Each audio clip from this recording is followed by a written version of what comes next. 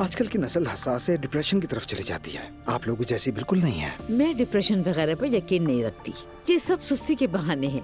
नहीं पता कि नूर आगे जाके उसके साथ कैसे रहेगी। नूर बहुत मजबूत है, वो अपना रास्ता खुद बना लेगी। वो कर लेगी ना? आप क्यों उसे इतना कम समझती हैं?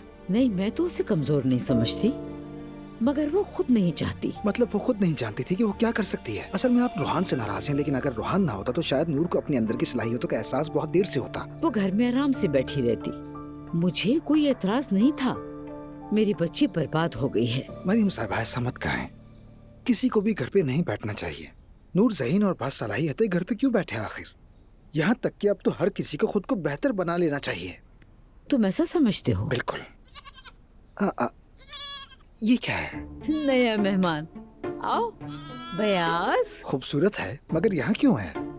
मतलब आपकी फैमिली थोड़ी जागीरदार है, मगर ये कुछ ज्यादा नहीं हो गया? ये महल जैसा घर है, गंदा हो जाएगा, बस इसीलिए कह रहा हूँ। हमें भी ऐसा कोई शौक नहीं है। जानवरों की मंडी में देखा था इसे। मुस्तफा से रहा नहीं गया तो नायला से घर उठा के ले आई। तो अब ये यहीं रहेगा? कोई भरोसेमंद मिल जाए तो उसे दे देंगे। भरोसे वाला? अम्मी देखिए, जरा ये देखिए तो। ये तो मैते है ना?